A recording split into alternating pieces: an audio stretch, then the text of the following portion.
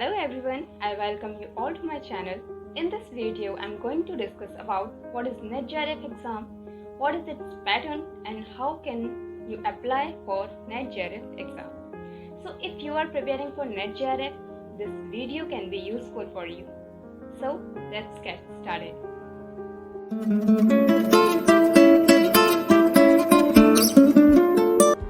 तो गाइस, सबसे पहले हम ये जानते हैं कि इस एग्ज़ाम को कंडक्ट किसके द्वारा किया जाता है। देखिए, सबसे पहले यानी जो यूजीसी है, यूनिवर्सिटी ग्रांट कमीशन, इस एग्ज़ाम को कंडक्ट कराती है।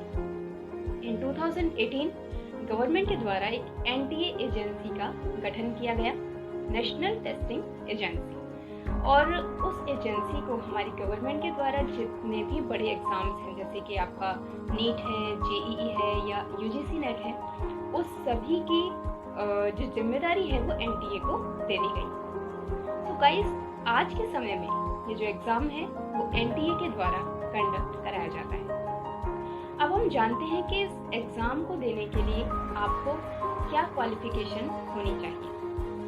देखिए, सबसे पहले आपको जिस भी सब्जेक्ट से नेट का एग्ज़ाम देना है, आपको उसमें पोस्ट ग्रेजुएशन होना ज़रूरी है। लेकिन आपको एक बात का रिलैक्सेशन ये मिल जाता है कि अगर आपका फर्स्ट ईयर कंप्लीट हो चुका है और सेकेंड ईयर का रिजल्ट आना अभी शेष है, तो आप इस एग्ज़ाम के लिए एप्लीकेबल हैं, यानी आप इस एग्ज़ाम को दे सकते हैं। इट मीन्स आपका पोस्ट ग्रेजुएशन का अगर फर्स्ट ईयर कंप्लीट हो चुका है तो आप ये एग्ज़ाम दे सकते हैं। तो अगर आप जनरल कैटेगरी से बिलोंग करते हैं तो आपको पोस्ट ग्रेजुएशन में 55% मार्क्स होने ज़रूरी हैं, और अगर आप किसी और कैटेगरी से हैं तो आपको 50% मार्क्स की ज़रूरत होती है। अगर आपके इतने से कम है तो आप नेट के लिए क्वालिफाई नहीं कर सकते। तो इसमें दो आपके पेपर होते हैं, first paper and second paper. जैसा कि हम जानते हैं कि पहले 3 पेपर हुआ करते थे। फर्स्ट पेपर होता था जनरल स्टडीज़ का, और जो कि एक कॉमन पेपर होता था, और सभी जो सब्जेक्ट्स हैं सबके लिए ये सेम होता था। लेकिन जो सेकेंड और थर्ड पेपर होता था वो आपके सब्जेक्ट से रिलेटेड होता था। लेकिन अब इस रूल को चेंज कर दिया गया है और अब फर्स्ट और सेकेंड पेपर कर दिए गए हैं। यानी फर्स्ट पेपर एक कॉमन एप्टीट्यूड का टेस्ट है और जो सबके लिए सेम है, और जो सेकेंड पेपर है आपका वो आपके सब्जेक्ट से रिलेटेड है। फर्स्ट पेपर में आपके 50 क्वेश्चंस आते हैं जिन्हें आपको सॉल्व करना होता है, और सेकेंड पेपर में आपके 100 क्वेश्चंस होते हैं। फर्स्ट पेपर 1 घंटे का और सेकेंड पेपर 2 घंटे का। इस तरह 3 घंटे का आपका पेपर होता है, और इसी एग्ज़ाम के द्वारा आपके नेट और जेआरएफ दोनों का रिजल्ट डिक्लेयर किया जाता है। जो भी स्टूडेंट्स इसमें पास होते हैं सबकी एक लिस्ट तैयार की जाती है, एक कट ऑफ रहती है, और कट ऑफ के बेस पर नेट का रिजल्ट दिया जाता है। और ये जो रिजल्ट आता है ये भी कैटेगरी वाइज आता है, यानी जनरल की कट ऑफ अलग जाती है, एससी, एसटी, ओबीसी सबकी कट ऑफ जो है वो अलग अलग रहती है।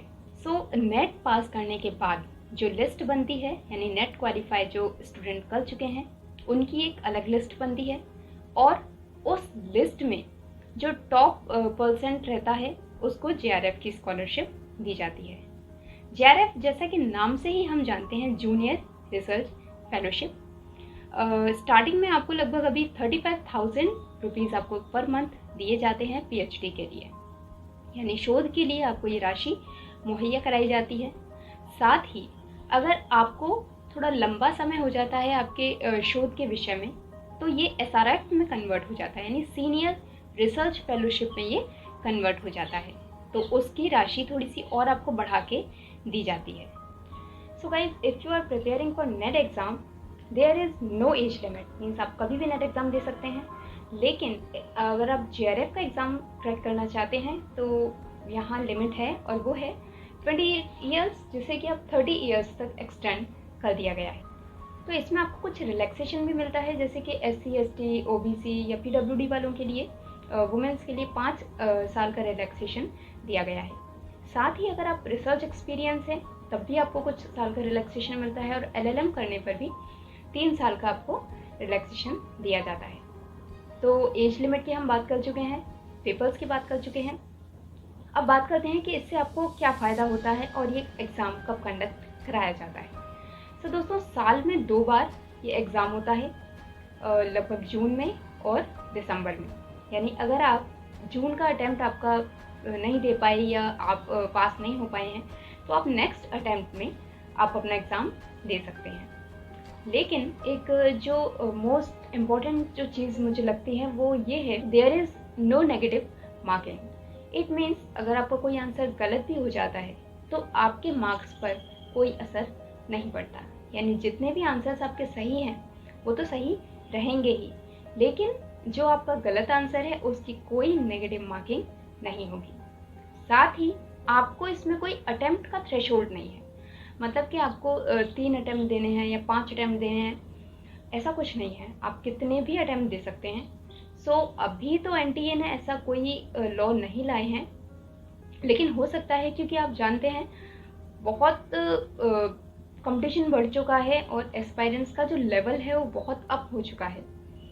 अब जो एग्ज़ाम आता है, एक तो कंप्यूटर बेस्ड हो चुका है, पहले पेपर पेन पे होता था। सो वो थोड़ा एक टफ हो जाता है, क्योंकि पेपर पेन पे हमें शायद ज़्यादा आसानी रहती है। और दूसरी बात, जब लेवल बढ़ता जाता है, क्योंकि देखिए आप 10 लाख लगभग लोग हर साल हर बार इस फॉर्म को भरते हैं, ओके। और फॉर्म को भरने के बाद लगभग 7 लाख लोग एग्ज़ाम देने आते हैं, और उसके बाद भी जो रिज़ल्ट का रेशियो जाता है वो 3 या 4% होता है। यानी नेशनल लेवल का टेस्ट है और रिज़ल्ट जो है वो बहुत कम जाता है। उसमें भी जो टॉप परसेंट है उसको जेआरएफ मिलता है। तो आपको बहुत मेहनत करने की ज़रूरत होती है, लेकिन ये जो मेहनत है बहुत स्मार्टली करने की ज़रूरत होती है। और how to prepare for NET JRF we will discuss in the next video. Guys, 7th pay commission के अनुसार आप अगर नेट जेआरएफ पास कर लेते हैं और आपकी इसके आधार पे जॉब लगती है, तो आपकी स्टार्टिंग लगभग 57,000 से होती है, और जिसमें कि आपका एचआरए अलग होता है, यानी जो भी अलाउंसेस हैं वो आपको अलग से दिए जाते हैं। अब बात ये आती है कि हम नेट जेआरएफ क्यों पास करें, क्या क्या लाभ हो सकता है इसको पास करने से। तो देखिए, सबसे पहला जो लाभ होता है, और ज़्यादातर लोग जो इस एग्ज़ाम के पीछे पड़े होते हैं कि हमें नेट निकालना है, जेआरएफ निकालना है, वो ये है कि गवर्नमेंट की जो पीएसयू हैं, यानी सार्वजनिक क्षेत्र कंपनी हैं, तो वो नेट एग्ज़ाम को प्रेफर करती हैं। एक, क्योंकि नेशनल लेवल का एग्ज़ाम है, गवर्नमेंट का एग्ज़ाम है। सो गाइज, अगर आप ये क्लियर कर लेते हैं ना, तो आपको पीएसयू में जब आप इंटरव्यू देने जाते हैं तो आपको प्रेफरेंस मिलती है। और साथ ही जो गवर्नमेंट यूनिवर्सिटीज़ और कॉलेजेस हैं उसमें आपको नेट होना ज़रूरी हो गया है। इवन अभी कुछ समय पहले तो आया था कि आपको नेट क्लियर ही करना पड़ेगा, अगर आप आगे अपना टीचिंग जारी रखना चाहते हैं तो नेट पास करना पड़ेगा। So this was the basic information about net JRF exam. तो गाइस, कैसी लगी आपको ये वीडियो ज़रूर बताइएगा। आई होप आपको समझ में आया होगा कि नेट जेआरएफ का पैटर्न क्या है, और अगर आप म्यूज़िक से नेट जेआरएफ की तैयारी कर रहे हैं तो आप मेरा ये चैनल सब्सक्राइब कर सकते हैं। यहाँ हम टेस्ट कंडक्ट कराते हैं, म्यूज़िक से जुड़े टॉपिक्स के बारे में डिस्कस करते हैं। सो मिलते हैं नेक्स्ट वीडियो में।